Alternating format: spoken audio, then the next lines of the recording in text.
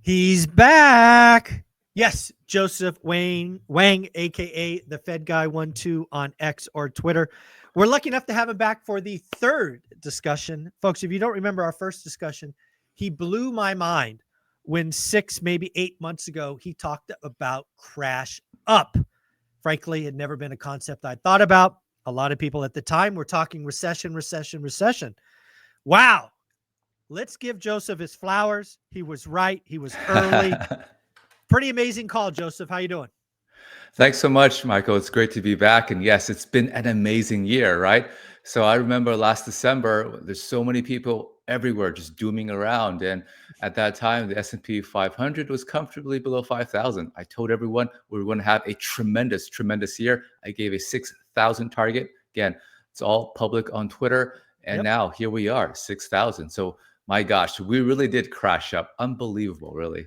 Well, and to your credit, it was really in all kinds of assets, right? Again, we talk about a lot of doom and gloom recession stock market, but there was just as many crash bros and doomers about real estate, housing.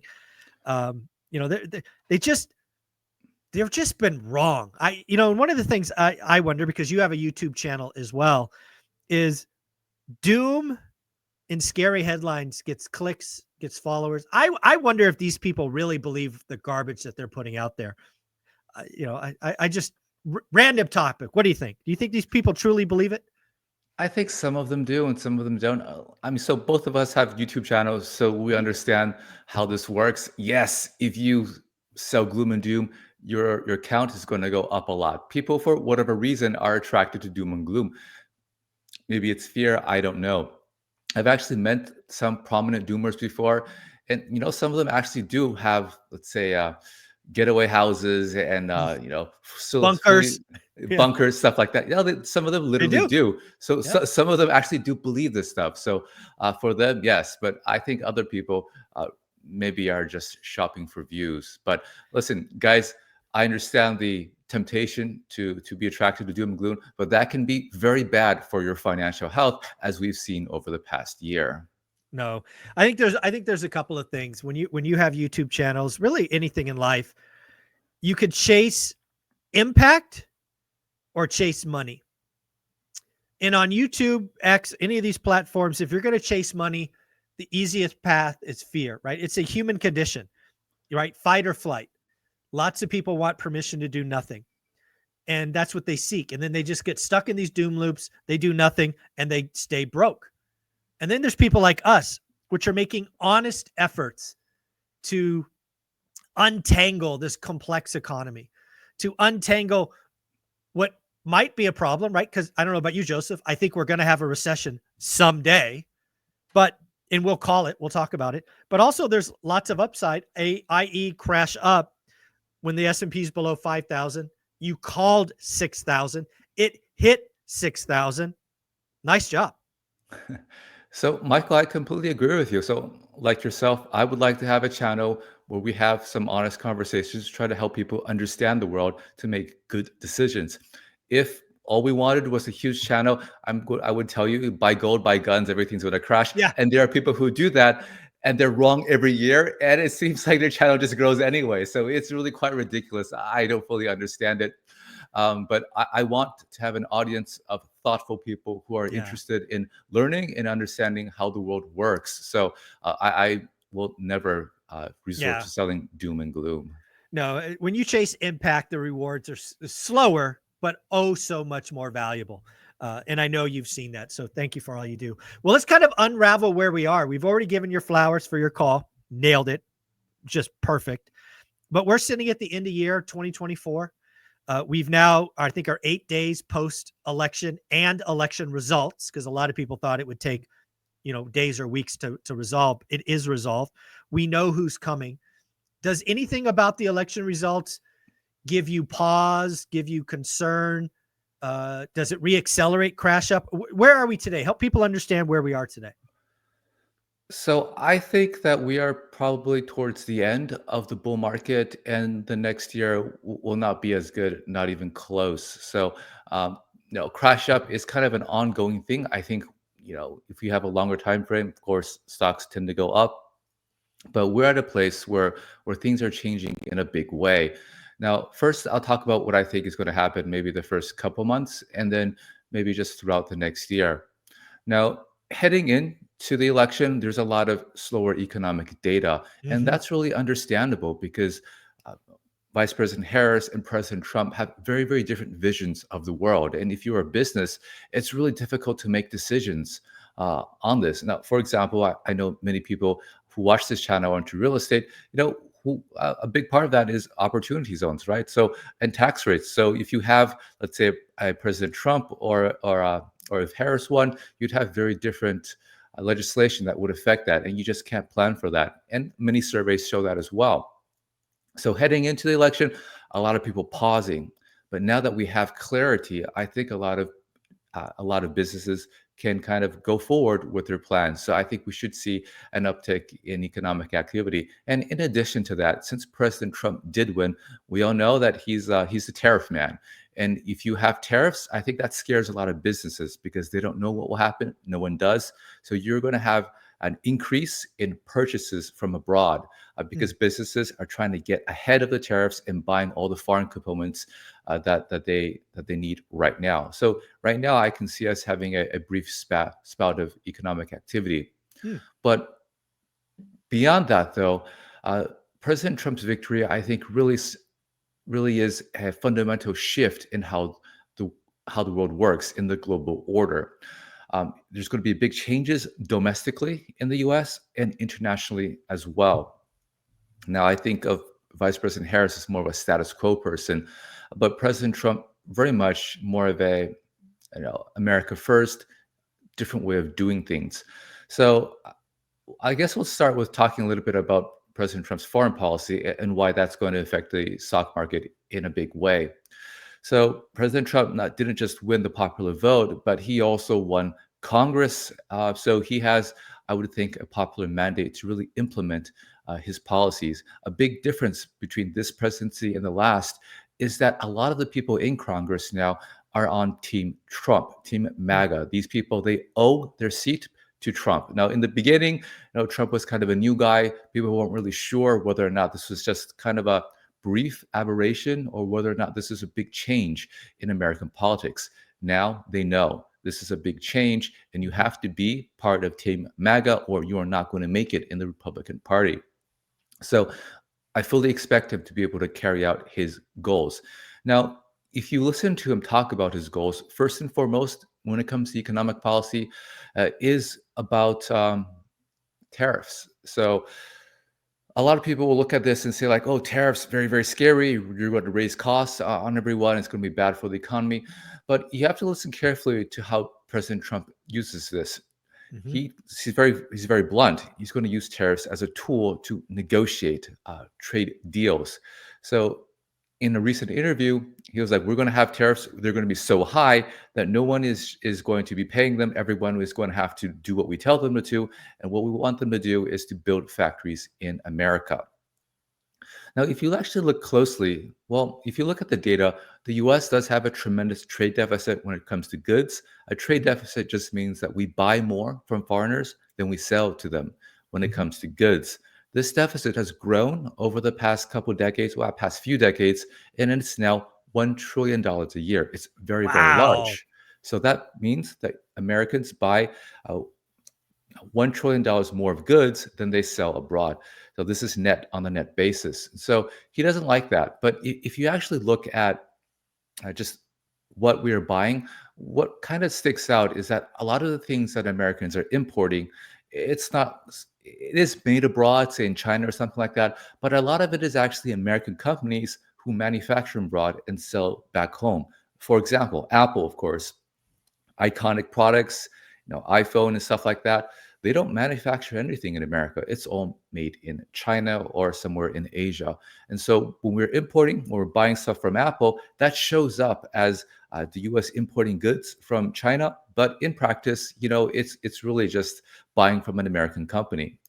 This can be, you can kind of look at this through many lenses as well. Same thing for Mexico. We import a lot of stuff from Mexico. A lot of it is just American car companies with factories in Mexico.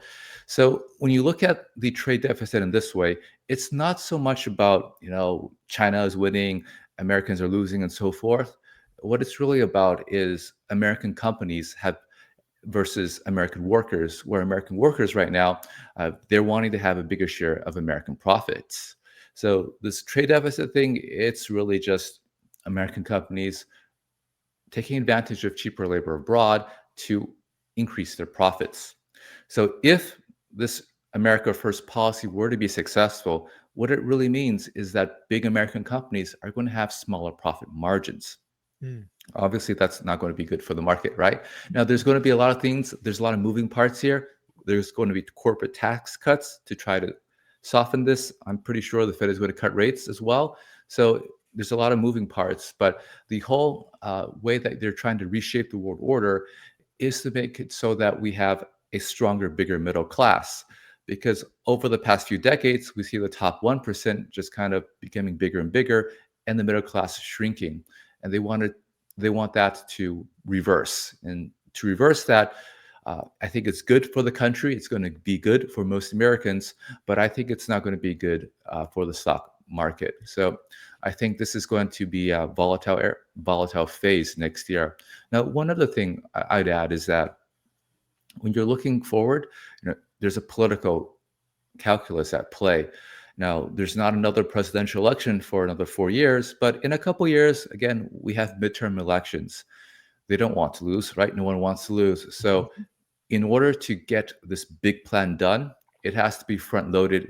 It has to be front loaded and aggressive, because Yes. if you do this now, market would tank. But by the time we have your elections in a couple years, we can recover, right? So we'll be riding the recovery wave up and claiming credit for it. Hmm. So anything that has to be done, and I fully believe them that this is a determined Trump administration. He doesn't have another term, right? Can only run for be president twice in the United States. So Hmm. for him, this is about fulfilling his promises, cementing his Yeah. legacy, trying to do what he's always dreamed of. You can find videos of President Trump since the 1980s talking Yep. about his concerns about trade. So this is something he believes in, and we can see he has his appointments. Robert Lighthizer reappointed to run his trade. So this is going to be a big change in the global order, and it's not going to be good for the markets. But there are still other places that you can, other assets that I think would benefit from this. Yeah. So I think there's a lot in there I want to kind of peel back, and it's really funny where you closed. I've been telling people in the real estate game that I think 2025 is going to be, the last painful year, because I think things get, and again, when I say painful, I mean transactions, right? Where it is, historic lows if you adjust for population. So let's talk about this, because one of the things I think about tariffs, and again, you have to appreciate, Trump's first book, right? Art of the Deal. He's a deal maker. He's a notoriously hard negotiator. And I fully expect him to wield the tariff threat 60%, 100% aggressively, and to your point, quickly. But I don't think that actually gets implemented. I think the tariffs will be so large and so big that it will force negotiations. And it's about fairer trade, right? Free trade, it's fairer trade. I think the U.S. has been taken advantage of in trade for a long time, per your comment about, Trump back in the 80s saying that. It's as true today as it was then. So I think a lot of that. Second, I think that there needs to be some kind of rational decisions about what kind of stuff we just simply must make it home. I think one thing was very clear in the pandemic, in the early part of it. We were reliant on people that frankly don't like us for some of our PPE, right? And that has to be unacceptable going forward. So I do expect at least a small manufacturing boom. Maybe it's in biotech, maybe it's in pharmaceuticals. I don't know. But I do think there will be more stuff produced in the US. To your point, that's inflationary, right? It costs a US employee more per hour than a Taiwan or Chinese or Vietnam employee. But I am not sitting here shaking in my boots that we're going to have tariffs on all foreign countries on all foreign things. I get the threat. I understand the sledgehammer. I expect it to be far more like a scalpel and very strategic. But maybe I'm wrong. What do you think? So, like you suggest, it's really hard to implement these things. Now, let's look at what happened the first Trump term. He Yeah. was, putting a lot of tariffs on China, right? What actually happened? Well, actually, this is what happened. So the Chinese sold to Vietnam and the Vietnamese sold to the US. So Yeah. what happened was nothing changed. They just kind of rerouted trade. So being able to really have a calibrated policy to put pain on the people who they want to put pain on to get the desired effect is difficult. So I think that's going to take a lot of thought, but they've done this. This is not the first. So they've had 4 years to try to test things out. So I think they will be more effective this time. Yeah. An interesting tool that Robert Lighthizer has floated before is currency. So he's saying last Hmm. time he only did tariffs. This time he's saying maybe we can do currencies as well. So they're going to do different things. About inflation, I think that's highly possible, and I think the market expects that. But I think we should also think about other potentials as well. Hmm. So you're exactly right. If we make things more in America, it's going to cost more, right? American workers are more expensive than, say, very, very low wage workers elsewhere in the world. But there's another path towards this. That is to say that instead of companies passing on those higher labor costs to the consumer by raising prices, maybe they will just have narrower profit margins. Yeah. They Now, eat margin. Yep. Hmm. this sounds silly, but it actually does happen in the Hmm. European Union right now. They're having tremendous upward pressure in wages. And what's actually happening is that their companies are just having slimmer margins. And so there's the companies are suffering, and rather than the consumer through higher inflation. So that is a possible route. I don't know if that's what's going to happen. I think it's probably going to depend a lot on industries. Some industries are really competitive, so they really just can't pass the costs on, and some industries are not competitive, and maybe they'll just increase their prices. So I'm not sure, but Yeah. it is a very strong possibility that this would raise prices. Yeah. So to your point, again, in an excellent insight, one that I didn't have, to kind of put a time block on this, we're thinking first 6 months of the term. Again, it's going to be, to your point, front loaded, right? We're going to see these things early, so we have the pain, and then we start the recovery by midterms. Is that Yeah, reasonable? I think that has to be the way it's done. Um, yeah. Okay. All right. I like that. I'm going to switch gears on you a little bit. Obviously, you know that the Fed's cut twice. I'm going to go back to the first cut, which was a 50 basis point, which I think surprised a lot of the market because, again, the odds were like 91%, 25, 9%, 50. They win 50. Um, but what's happened in the long-term rates, 10-year, and thus the mortgage market, which I care about, is they've ripped rates, right? Rates were as low as 6.1. They've now over 7% in the mortgage market. The 10-year note, I think, was like 3.6. Now it's 4 something.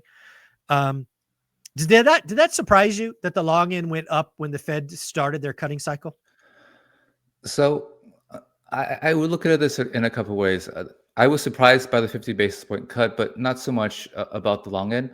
The reason is that heading into that first cut, I think the market was very scared about recession. They weren't Mm. sure what was going to Yeah. happen, and now that the Fed is, I think, wanting to get ahead of that, that means there's less recession risk in the market, Mm. and so there's less people kind of piling into the 10-year treasuries. So that's one thing. And since then, we've also had a lot more positive data, and so the market is actually pricing in much fewer cuts now. Again, less concern of recession, fewer cuts, you get a higher 10-year yield. Now, one last thing that's happening a lot, and this is more recent, is that what economists call the term premium is Mm. increasing. So if you're looking at a 10-year treasury yield, let's say we're at 4.5 today. Now, part of that is the market's expectation of the path of interest rates over the next 10 years.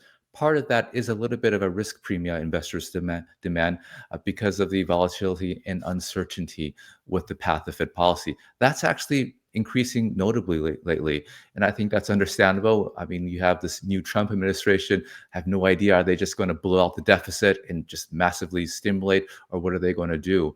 So the market is a bit more concerned about the future of interest rates, so they're having a bigger term premium. So I think that explains the 10-year yield.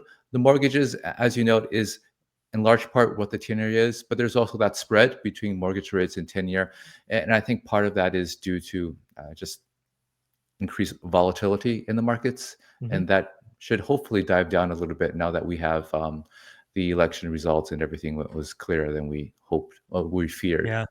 Yeah, one of the things, again, I think the bond market was right again. I think the bond market was telling us that there was going to be less rate cuts, and now that we're here, I think a lot of people are acknowledging that instead of having 100 basis point cuts next year, we're going to have something less than that.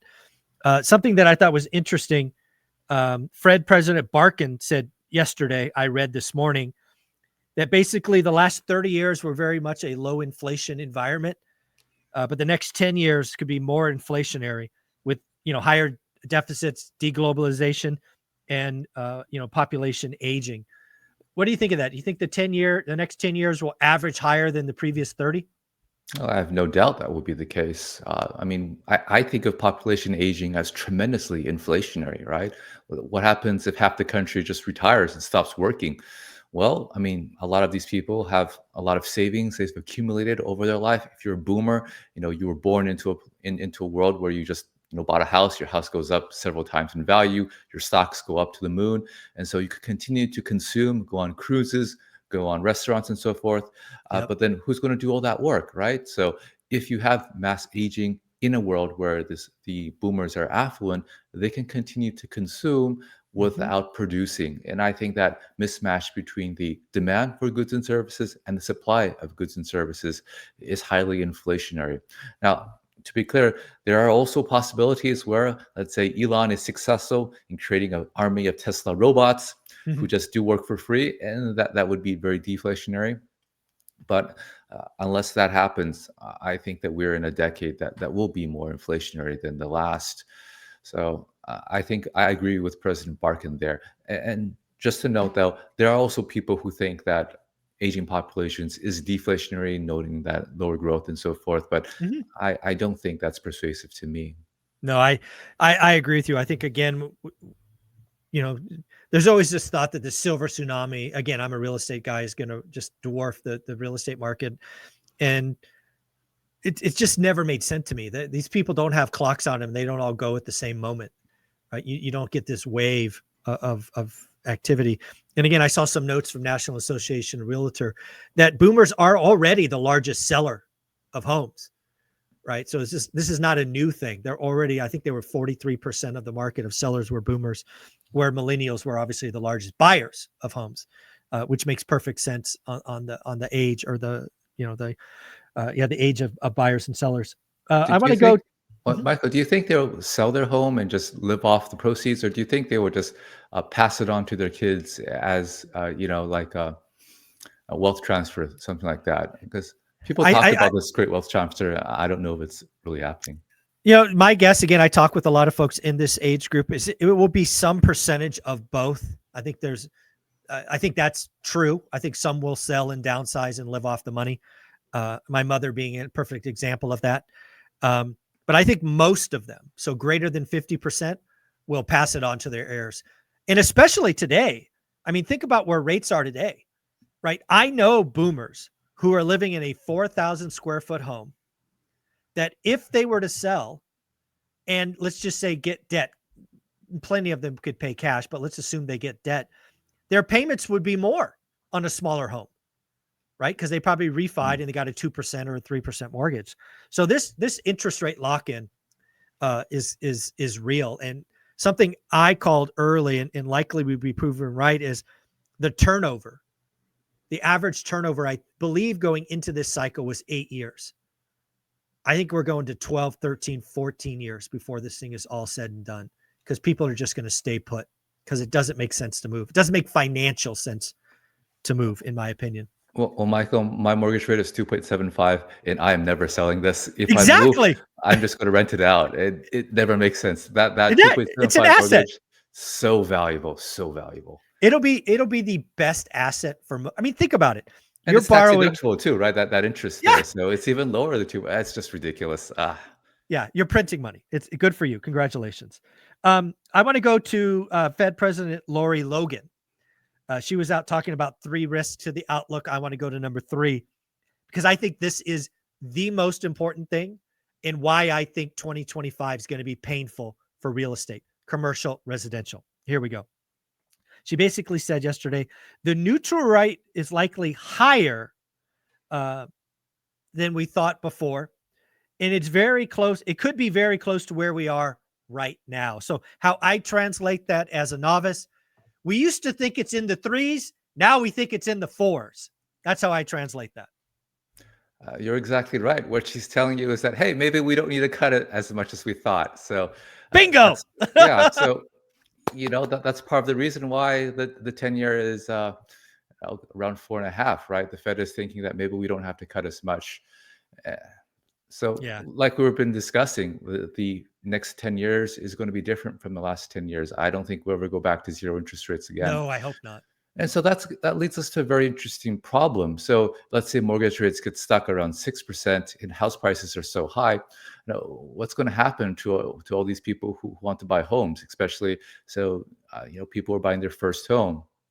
Now, Chair Powell was asked about this, and he's like, "Yeah, well, real wages are catching up, and after a few years, your wages go higher." I don't feel like that's a politically acceptable answer. So Well, I imagine, it's the answer that people don't want to hear. It's the answer I've yeah, been telling people for 2 years now. The housing market is broken. We have fundamentally changed the traditional housing market. First time buyer, trade up, move up buyer, luxury. The move up buyer is out. To your point, 2.7, never selling, making a rental. You're out of the market. You won't be a move up buyer. You will simply be another, you're not selling and buying. That's why the move up buyer is so important because you are a seller and you are a buyer. That is out of the game. So we're going to have less transactions. And I've actually told people, and again, we may disagree on this, and that is totally okay. I think the average mortgage rate in 2025 will be 7%, not 6. I think it gets better in 2026, to your point, right? Once we get to the other side of the early pain. But I don't think the market's ready. I think 2025 on a transaction basis will be worse than 2024. And we're only going to do like 3.9 million existing home sales. I think 2026 is going to be 2025 will be the cycle bottom. I see a lot of pain. And then if you go to commercial, cap rates, lower NOIs, horrible debt structures, extend and pretend, we are going to have some true pain in commercial multifamily, office, commercial banks. We're going to have some consolidation, acquisitions, whatever you want to call it. I see quite a bit of pain in 2025. what do you think about the prospect that maybe we have some kind of populist legislation similar to what Vice President Harris proposed, where maybe we just give all the new home buyers just a wad of money to go and buy homes. Do you think that? Well, I'll answer it both ways. As a person who owns more than a couple of single family homes that would be tremendously valuable to me personally.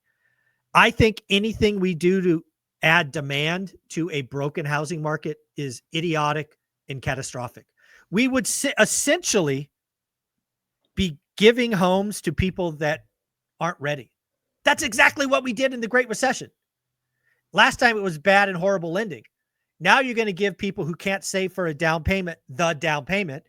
You give people 25 grand, prices will go up 50 or 75 grand because it's a levered investment. So, okay, then they buy that. Then they've already proven that they can't save money. So the first time the roof goes out or a $5,000 AC or the water or whatever, we're just going to create another foreclosure wave in 3 and 4 years. It's a horrible idea. We need to incent supply. I was lucky enough to speak at Resi Day, Lance Lambert from Resi Club, and everybody got asked, all the speakers got asked, if you had a magic wand, how would you fix this? And I said, if I could do anything today, I would take the average square foot of a brand new build down 10%. because that just means you build smaller homes. We don't need 2,000 square foot entry level housing.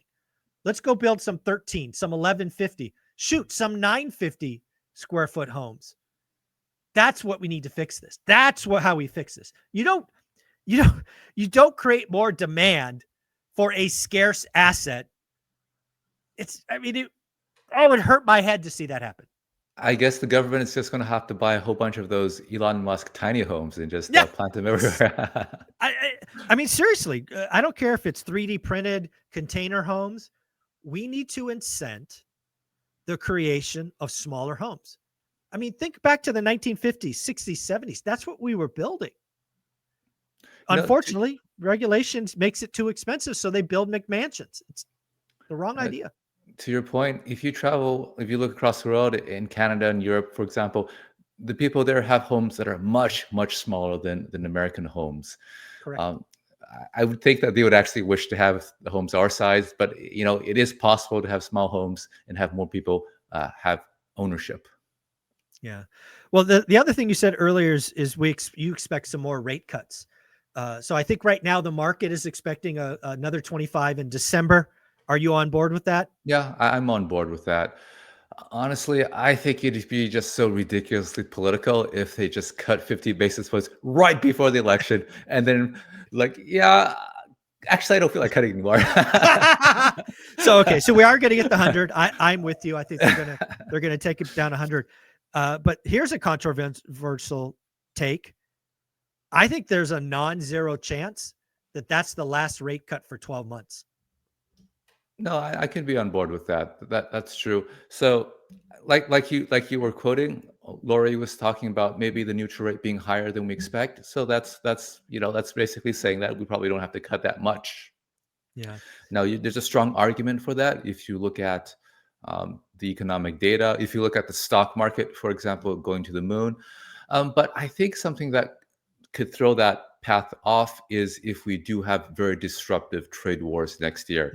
Because if we do have just tremendous amounts of bull in a china shop kind of moves, then I think that's going to force the Fed's hand to cut rates, to kind of soften the blow a little bit. So we're going to have to see what happens with the Trump administration. So let's see if we get some extremes, because I love the way you think. So one extreme is December's the last cut, no cuts 25, non-zero chance.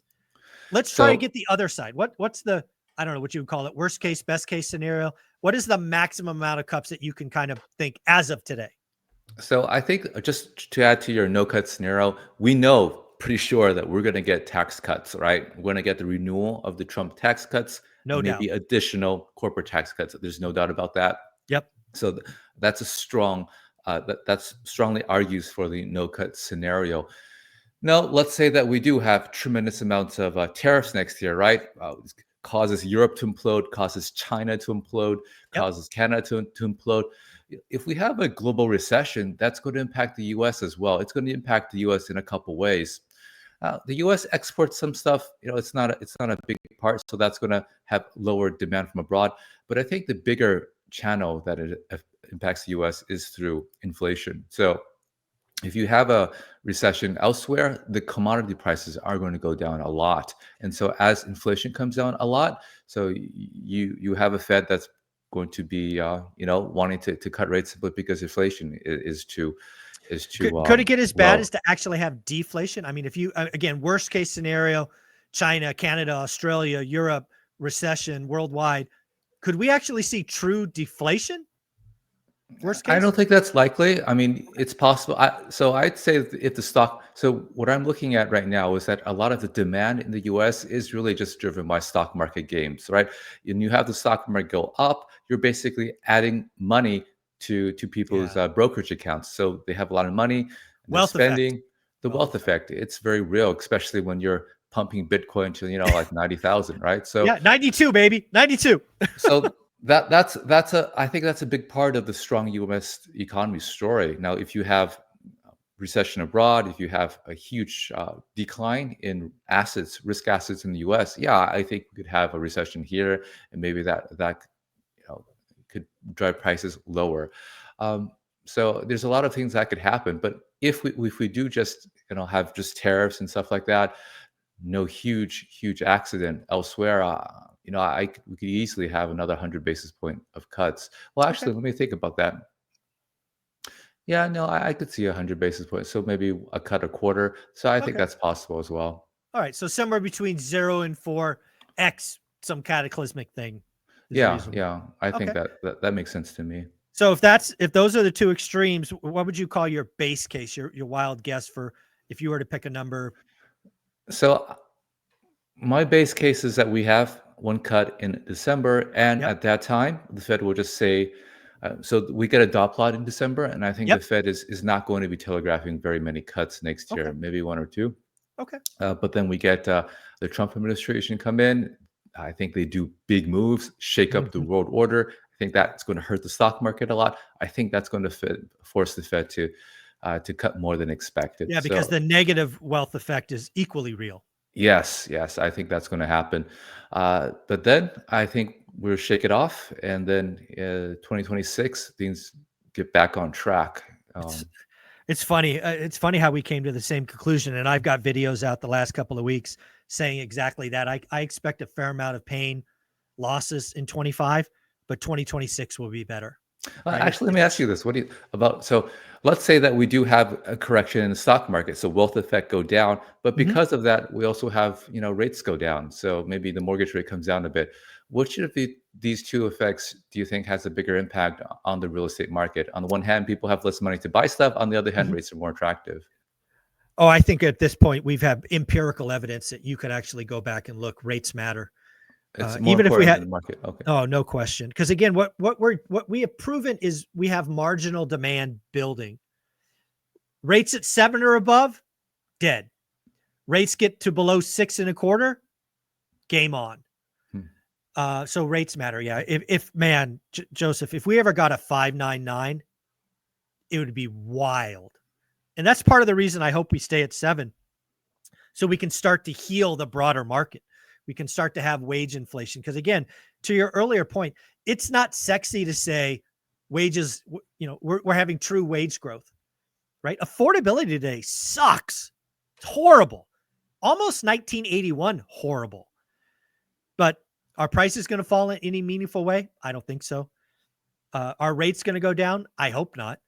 And that just means wages. So we're going to be, trucking along. And again, there's evidence that we've been here before. If you go look at 1978 to 1994, and you look at existing home sales, we did 4 million, roughly 3.986 million home sales in 1978. We didn't break that number until 1994. Wow, that's a long time afterwards. 16 years. So again, we could stay depressed for quite a while. Hmm. And again, why I think 2025 is the worst is because again, 1978 to 1982, 4 years, we went from 4 million to sub 2 million. And then the next year, 82, we popped 30%.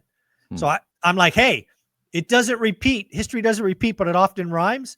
So that's why I think 2025 is the cycle bottom for transactions. And then we start healing in a pretty meaningful way in 26 because rates will fall. That's where I'm at. Hmm. So maybe next year would be a good time to buy, and then you could, Boom. yeah. Buyer's market, baby. I'm telling everybody around me, it's a buyer's market. Write disrespectful offers, follow up. Because again, as you know, real estate has really two sellers. There's the want to sell. Hey, give me my price. I'll sell, else I'll stay. Want to sell.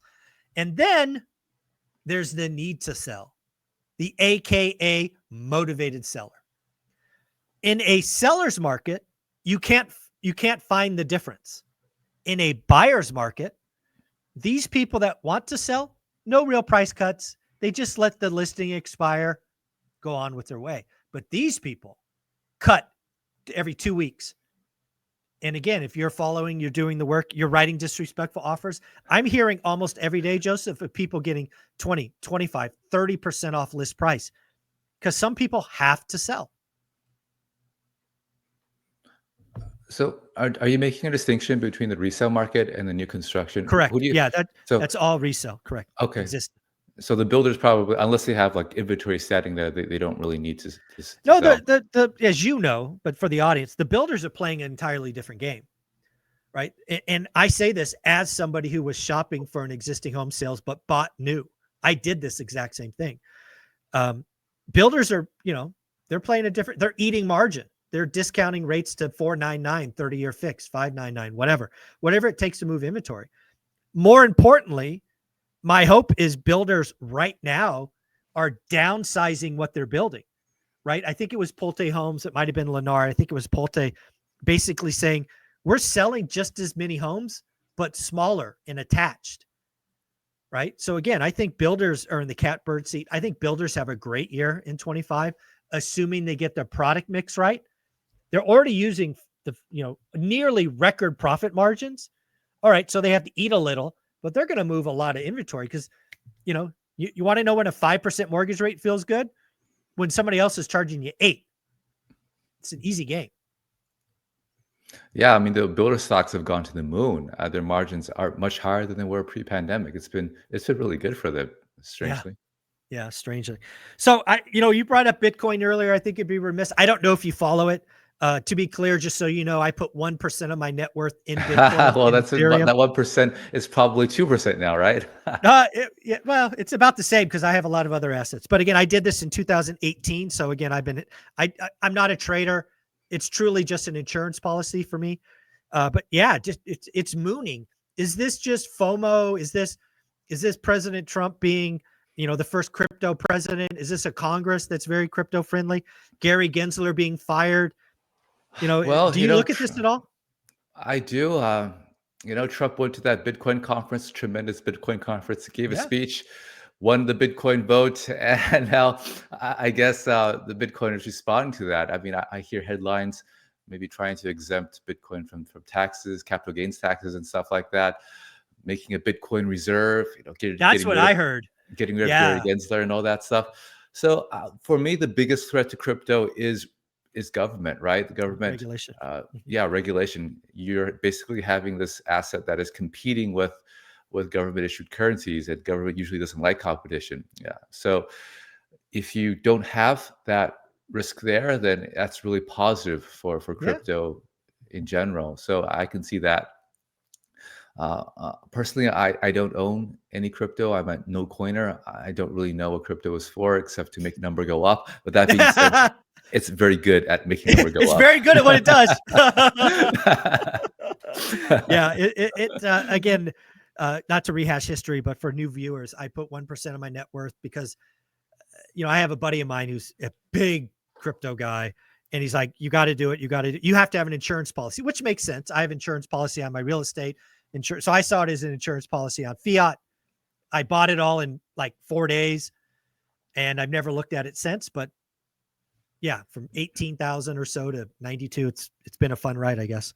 But let's get back to what should the average person be doing? Because again, most of the people watch this show are employees. Even if unemployment went from the low 4s to 5, most of them are going to still be employees next year.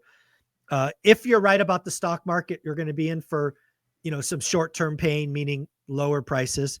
Most of us have long-term horizons. What would be your advice to, a family friend who's kind of that situation about next year? Don't overreact, get ahead of it. What are you telling people? So like I mentioned before, we've really surged this year, and I think we have very obvious turmoil in the coming months. So I'd be very cautious right now, right? So again,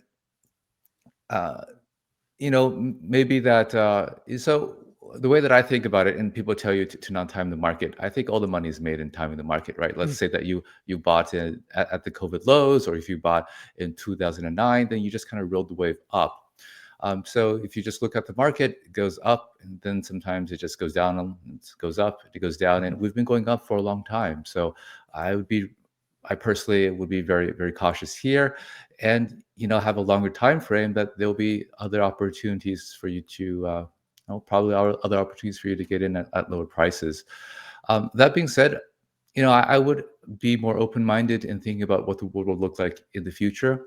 There's a lot of uncertainty because I don't know if President Trump's plan of remaking the world is going to be successful. But if it is, things that regular people buy, I think it's going to be more demand for stuff like that, be it, let's say, entry level homes or things like that, and things that rich people buy, Gucci bags or whatever, maybe less demand for that. So there could be this huge redistribution in the world, and Yeah. that's going to have a big impact on the supply and demand of many things, which in turn will impact the profit margins of many companies. So Yeah. I don't know what that world is going to look like right now. What I'm seeing some hints of that. If you're a blue collar worker, for example, you're doing quite well. Yep. If you're a white collar worker, not so much. I remember reading a story in the Wall Street Journal, I think I last did. I year, read that too. Yeah. where some guy was saying that, I can pay $90,000 and I can get as many MBAs as I want, but I offer over $100,000 for a garbage man. I just can't get any. So I think there's going to be a shift in the world in how things work. So Yeah. I just be a bit more open minded, because sometimes the future does not look like the past. Well, it's really funny you bring that up. Wall Street Journal had an article 2 or 3 weeks ago. I talked about it on my show, talking about the next millionaires are in the trades. Oh yeah, And, that yeah. yeah. And I think that's absolutely right. I actually went on to create some videos saying, Gen Z, wake up, right? I think Gen Z has the first chance to not be trapped with college debt and useless degrees. I think they can go into the trades early instead of 4 years in college, 4 years in the trades apprenticeship, and they can be making 6 figures, before they're 25. So I Yeah, think there's so much value in, I think blue collar, I think our economy is shifting. I think the economy in the decade will be different.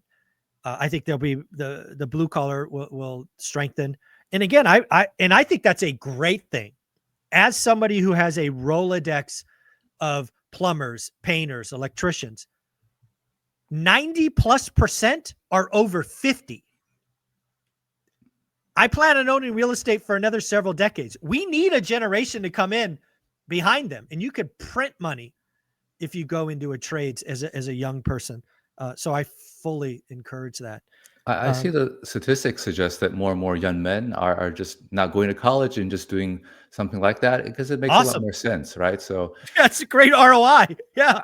this college is honestly never was for everyone. I think it was a really bad idea to kind of force it on everyone, because Yeah. everyone has different skills, different interests, and a lot of the things they teach in school today is just nonsense anyway. It's just memorization. It's not helpful. Well, thank you for being here. Thank you for the third go around. I appreciate you have an amazing YouTube channel. Again, it's youtube.com/@FedGuy12. What's the schedule? When does videos come out? Tell people where and why they should follow. Well, first off, thanks for having me. And if you're interested in hearing more from my point of view, so every week I have a YouTube video on my channel, FedGuy12. You can just search for it, Joseph Wang, where I debrief everyone about what happened in the market the past week. It's for educational purposes. Folks, you've got to follow it once a week. Easy follow. I think they come out on the weekends, right? Saturday, Yeah, I think. Saturday. Yeah. Again, easy follow. What's one of my first listens Saturday morning. Joseph, you're amazing. Keep doing your great work. Thanks so much, Michael. You got it.